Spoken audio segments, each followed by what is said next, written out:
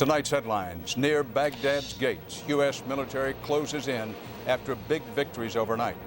Iraqis heard discussing chemical weapons use during battle. Plus, saving Private Lynch, the dramatic rescue of a POW. Also tonight, we'll take you to Lynch's hometown to meet one very happy and relieved family. Celebrations in a Texas town after a judge throws out a string of drug convictions tinged by alleged racism. And a new drug that may slow the progress of Alzheimer's disease.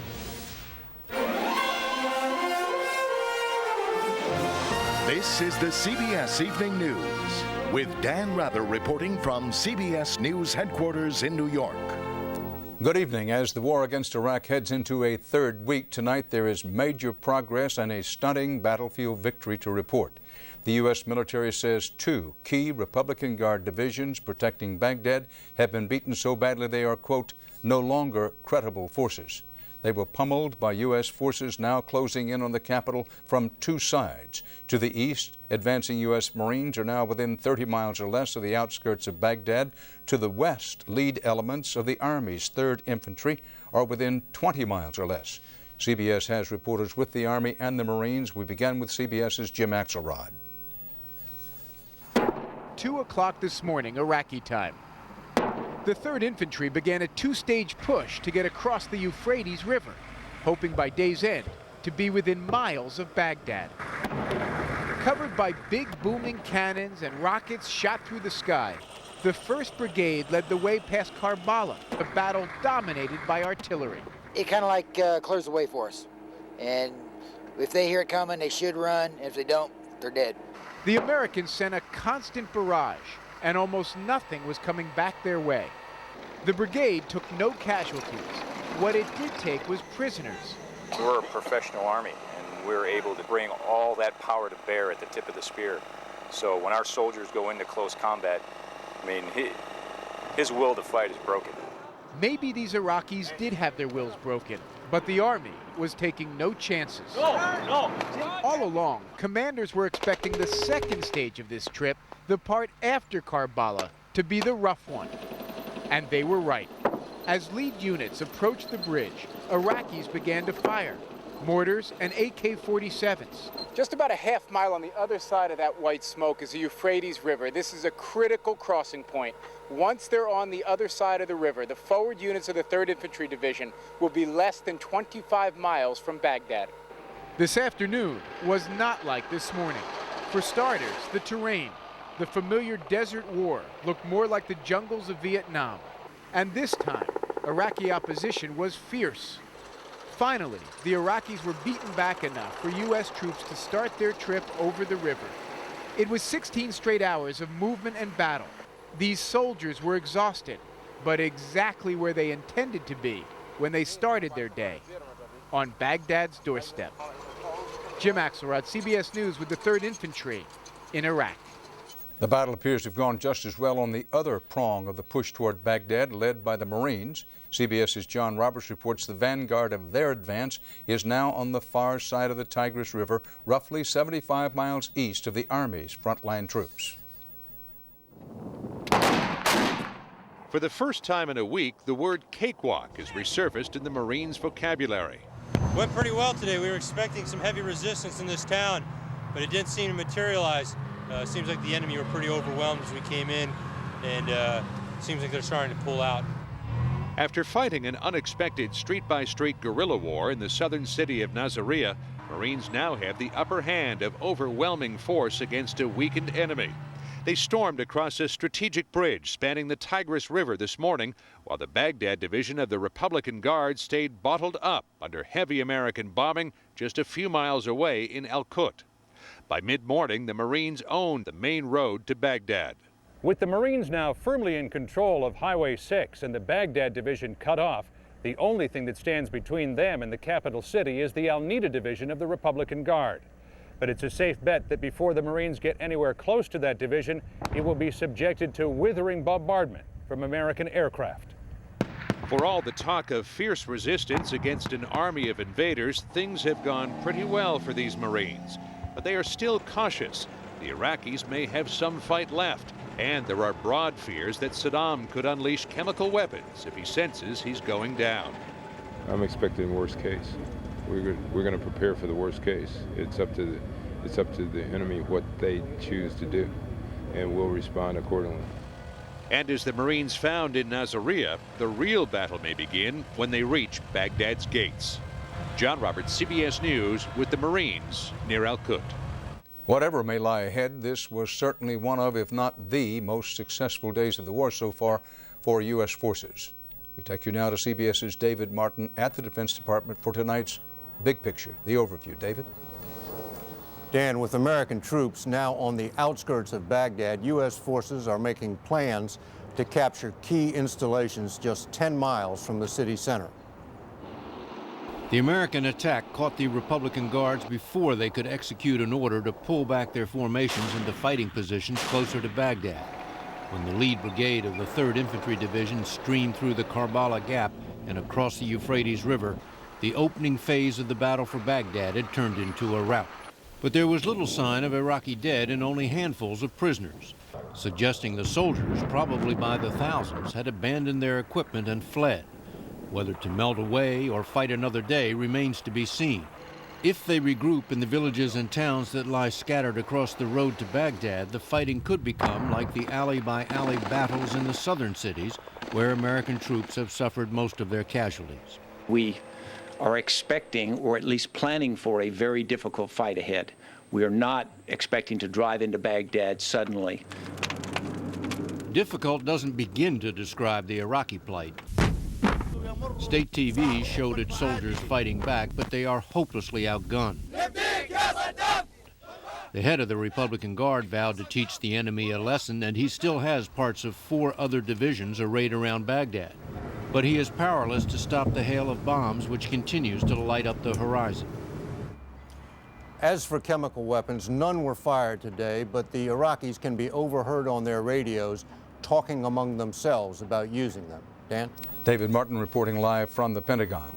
Whether he is alive or not, Saddam Hussein's Iraqi regime has ignited oil fires in Baghdad, hoping that the smoke will keep Allied pilots from seeing their targets. The black plumes of more than 20 fires are visible in this photograph taken yesterday by a commercial imaging satellite from 400 miles up in space. The smoke has had little, if any, impact on the accuracy of the bombardment. However, it may be that not every strike is precise. Iraqi witnesses say a U.S. missile hit a Baghdad hospital today. There is no independent confirmation of this. Iraqi officials claim several people were killed and more than 24 injured. Also today, the Arab satellite news channel Al Jazeera reported that the Iraqi government has withdrawn the press credentials of some of Al Jazeera's reporters. The reason for this, unknown. In southern Iraq, the battle for Basra goes on. CBS's Mark Phillips reports the mostly British forces assigned to capture Iraq's second-largest city and biggest port are taking it slow and steady to protect civilian lives. The siege of Basra may contain lessons on what Baghdad holds in store.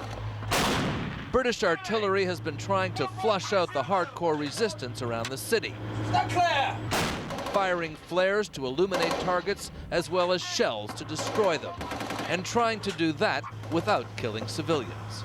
We've not caused any civilian casualties so far. But an intelligence alert shows the threat works both ways. News just in reports that the Iraqi Air Force is prepared for chemical bombardment in northern Basra. The chemical attack doesn't come.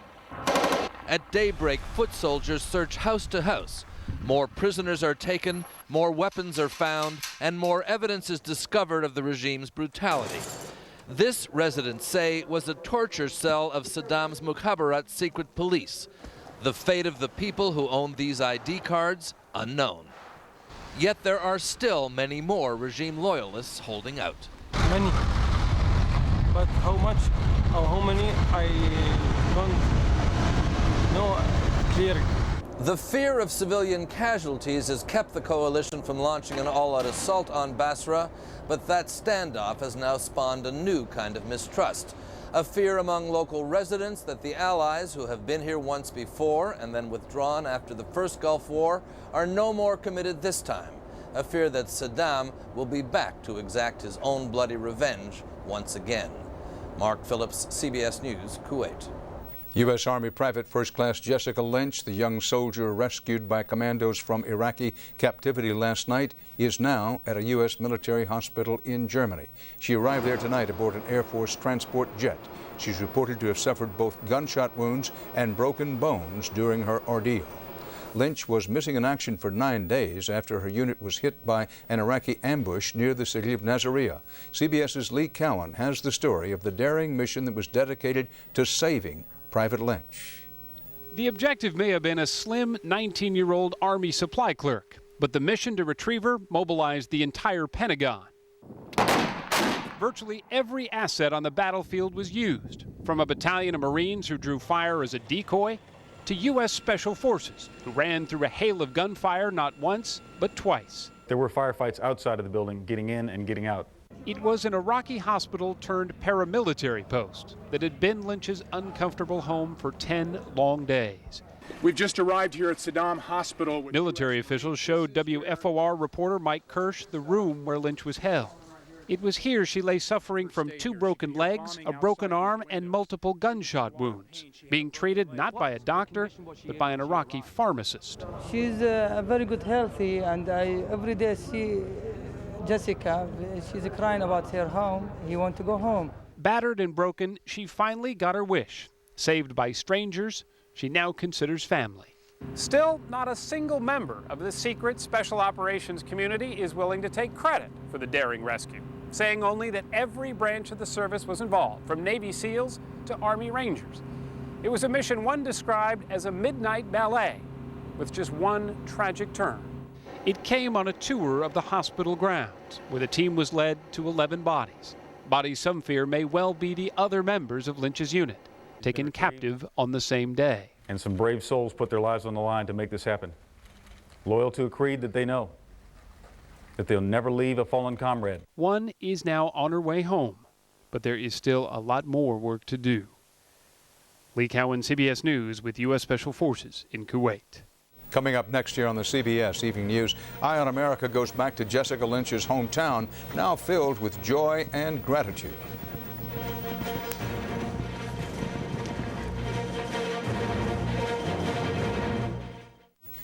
The number of Americans confirmed killed in action in Iraq now stands at 54, also killed 27 British. There are 7 known U.S. prisoners of war held by the Iraqis. 15 other Americans are listed as missing in action.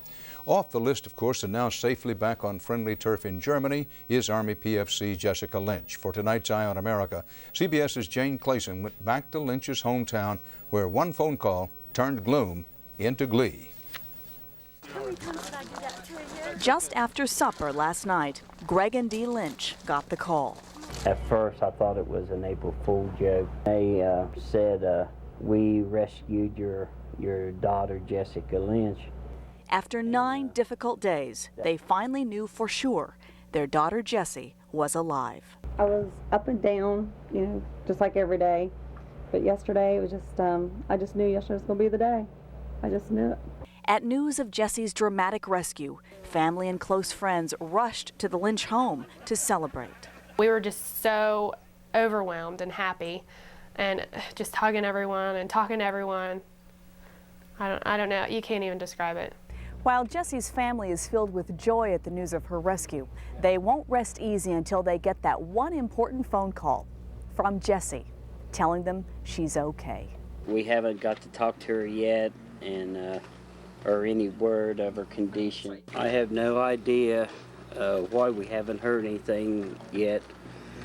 We hope it's very soon.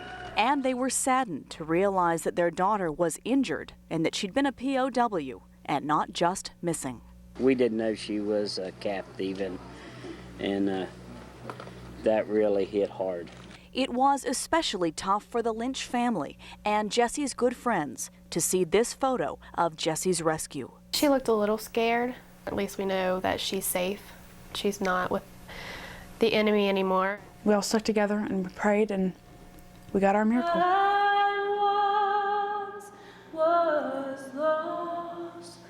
And everywhere in this tight-knit community today, there was an outpouring of relief and thanks. Well, as soon as she's capable, we're planning one heck of a big shindig. In Palestine, West Virginia, I'm Jane Clayson for Eye on America. On the CBS Market Watch, some newfound optimism about the progress of the war since stock prices soaring today. The Dow up 215 points, the Nasdaq 48. Still ahead here on the CBS Evening News, righting wrongs in a Texas town. Dozens of African Americans may have been busted for drugs, not based on evidence, but based on race.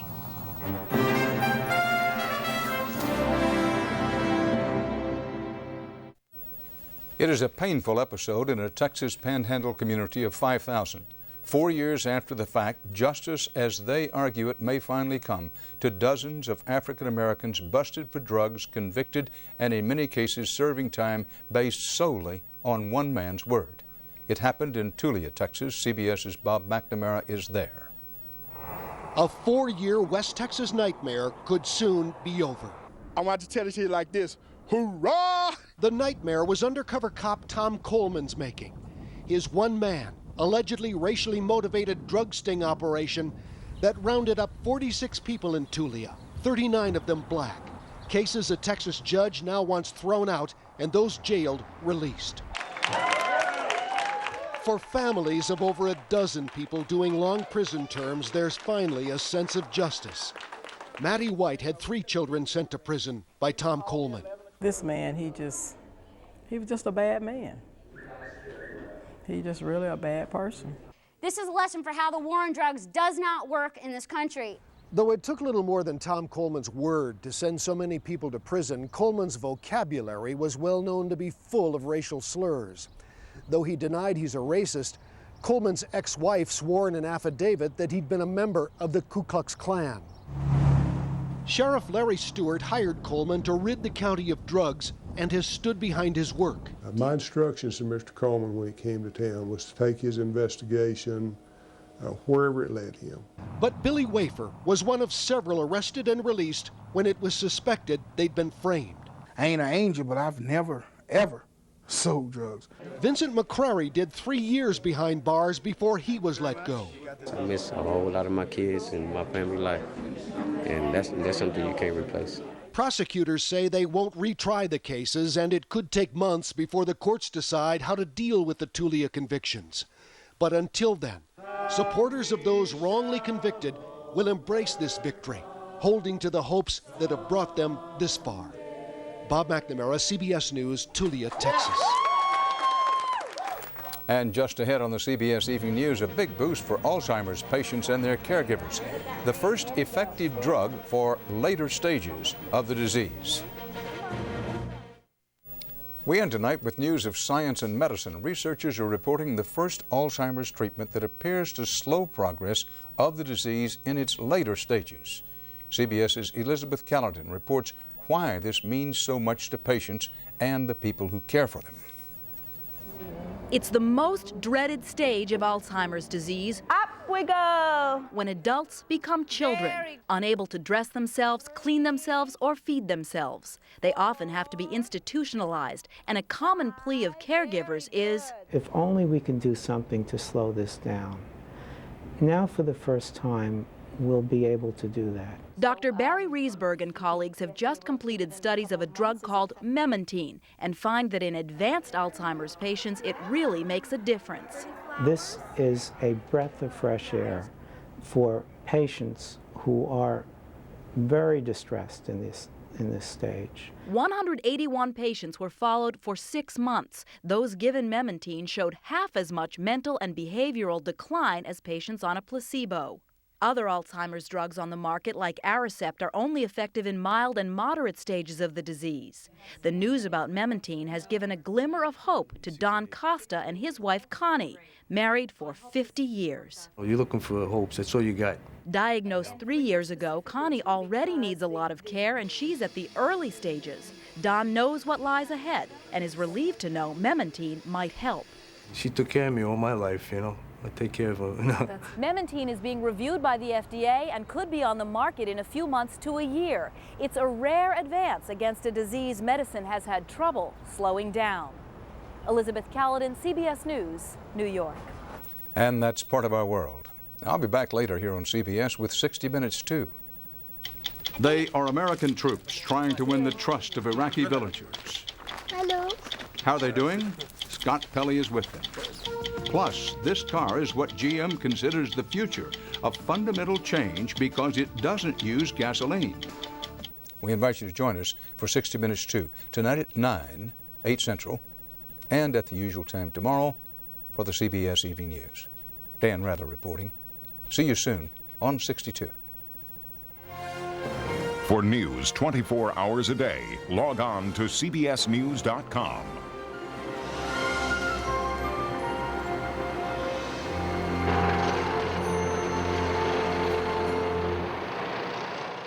Are soldiers overseas targets for high-tech crime at home? Tomorrow, experience CBS News.